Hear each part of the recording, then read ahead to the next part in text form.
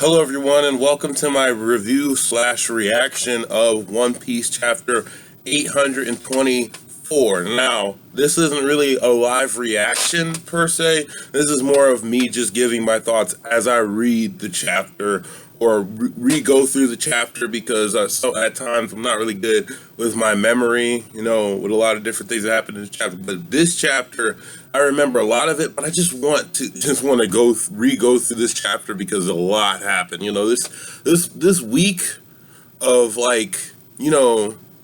this week of manga is just so brilliant. So yeah, we see here page 5, first page.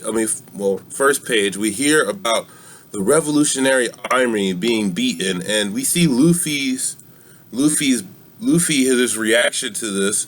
He says that, and we see the Lion Dude, who's a part of the Three Musketeers, says that if I could remember correctly, you are the Revolutionary Dragons.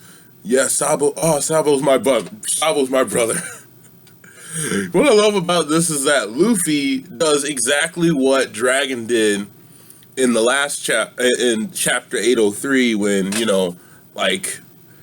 Dragon was just like, I know Luffy, yeah, whatever. I'm full. Man, I'm full about Luffy. And this is kind of like you see the same reaction and you can actually see how Luffy and Dragon are related in this aspect. So he said the one that said that you met up on Dressrosa, Revolutionary Army Chief. Okay, so Brook is basically talking about, Sabo being the second strongest.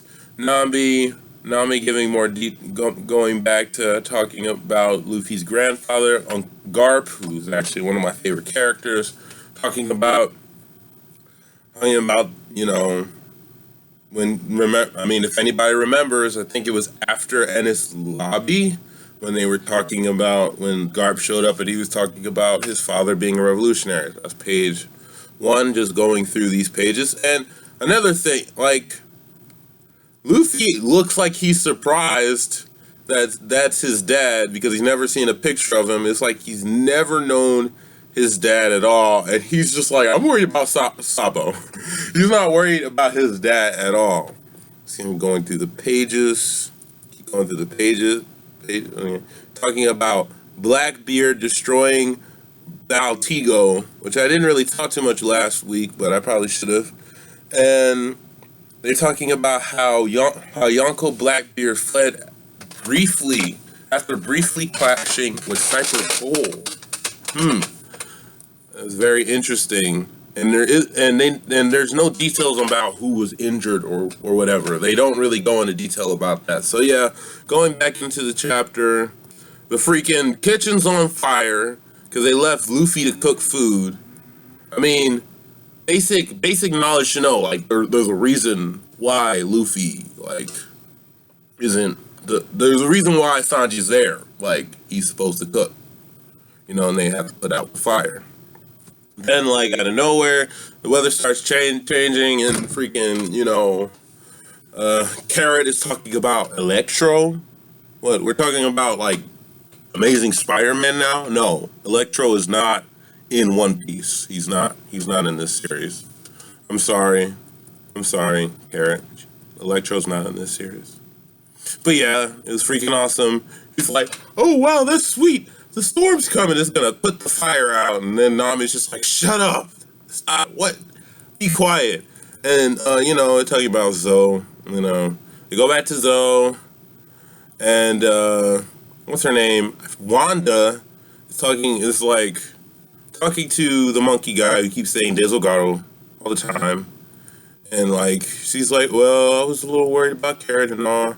And, they're telling Inuarashi to get some rest because he's a really, really old, really, really decrepit, just ancient dog. Well, he's not really that old. He's not really, well, in dog years, he's probably really, really old. But yeah, they're talking about Zunisha. Then we see Jack come back, and Jack is just like, someone get me the ass out of here. I'm not going to say the actual words because that's my policy on my channel. I do not curse. This is a very PG rated channel, unless I'm talking about violent stuff that children do not need to hear. So he's talking about somebody coming and get him. And this is something very interesting. I noticed that he's just floating in the water and he's not really dying per se, like a normal devil fruit user. And based off of this fact, I'm guessing that he is a fishman mixed with a freaking, oh dang, that's interesting. This is just insane. Okay. We talk about, okay, this part is just when this chapter just takes a turn for the better, and this is the reason why this week is definitely the week of manga. So we hear Lord Jack's Joker rescue mission ended in failure as well. With this, the final nail has been driven into the coffin of our synthetic devil fruit smile trade. And you just see Kaido right here just crying is a little behind. I'm just like, they're telling me that we won't be able to make any more gifters. It's just like he's crying. He's like, it's kind of like he goes through phases. It's like now he's a sentimental drunk because you see him drinking the sake and everything. And then he's like, he wanted to create an entire devil fruit user pirate crew, which in and of itself, it doesn't sound fully possible, but it was possible. I mean, this is One Piece. Anything is impossible. But, you have all these people, and, yeah, they're talking about not taking Luffy lightly. Not taking Luffy lightly. Okay. Just what the heck do you think will happen, eh? So, like, now he turns into the enraged drunk, and he's just like, Straw Hat Luffy for Trafalgar Law, screw them, Just because they take out 2 Shichibukai does not really mean they're hot crap. They're not that special just because you took out 2 Shichibukai. And this really, like, solidifies, Kaido is just like a beast. He's a beast. Like, I don't see Luffy matching up to Kaido. There's no way Luffy can just up and beat Kaido. There's no way, because Kaido is a Yonko for a reason. He commits freaking suicide for fun. Suicide for fun. He doesn't just do this crap. So yeah, you idiots better, he says, gulp. And he's just drinking it down. He's like, tell him, go on, tell him, you idiots better run, because up until now, we've simply been playing little pirate games. Eustass, Captain Kid. And then we see Kid. I think he's dead. I honestly think he's dead. I don't think Kid is alive. But, I mean, if he is dead, that certainly solidifies the dangerousness, how serious the situation is. If he is dead, he's either dead or just really, really messed up. And based off what we see previous in this arc with the whole stuff going on with the Minx and Jack cutting off their limbs and stuff, I think One Piece is definitely getting darker. Returning to the Thousand Sunny, so yeah, we're talking about it's getting cold, it's freezing, and Luffy puts on a coat. It's wonderful. We get some comedy right here. Luffy freaking cooks a curry, and everybody's like, this is so horrible. Strange, transparent, jelly-like substance, and why'd you put so much jam? Like, Luffy, you cannot cook. Just give up on cooking. I love your character, but Luffy, you cannot cook at all. It's called, why make random curry? It's his own food, doesn't even like it. And he freaking uses all of their provisions and food. So now they're going to be starving. They're literally going to be starving.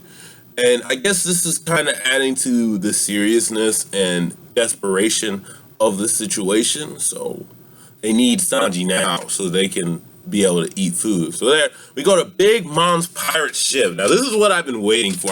Honestly, the Kaido stuff was awesome. It was just it already made this chapter for me a 10 out of 10, and now we get this, and we get the whole thing he's talking about, the cotton candy snow, and Den Mushis are ringing and crazy, and a small branch of, okay, this weird dude with the weird mustache, I don't remember his name. I don't think he was introduced earlier in the series, so he's probably new.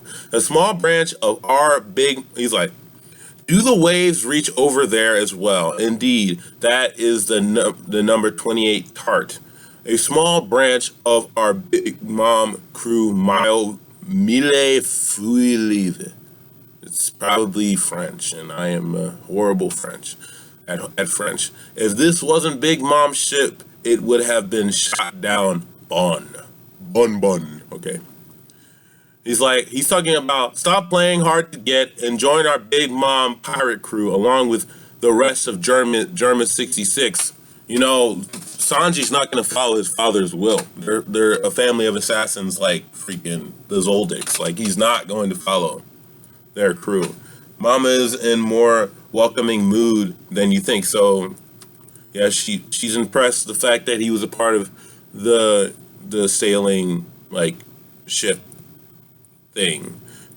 Well, yep. This chapter is, like, just so insane. You know, he's talking about only serving food, and now, like, oh, this is just 35th daughter of the Charlotte family, Lady Charlotte Puddin. I had a feeling she was gonna be hot.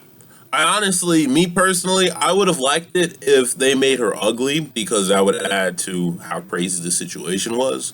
But yeah, it's kind of obvious she was gonna be hot, and that is the chapter. Yeah, 11. Oh crap, 11 minutes. Well, anyway, that was an awesome chapter. It's freaking epic as crap. We got some excellent developments with Kaido and everything. I just really love this chapter. It's very different from the last chapter. I just feel like, personally, I feel like something is actually happening in this chapter. Last chapter we got announced as something, but now it's actually something is going on, and it was really entertaining. You know, the whole bit with Kaido and everything, and like, yeah. Just One Piece, you know, freaking, I get this chapter a 10 out of 10, easy. Like, freaking, we got to see Kaido, and then we got to see Sanji, like one of my favorite Straw Hats. So yeah, One Piece chapter 824.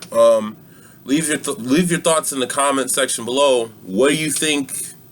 Like, I mean, she ain't that bad to me. She don't look that bad, like, you know, but like, I know Sanji's gonna go back. But how are they gonna survive without the food of, like, you know? Another thing, yeah. Well, like and subscribe and comment. Give me your thoughts on what you think is gonna happen next.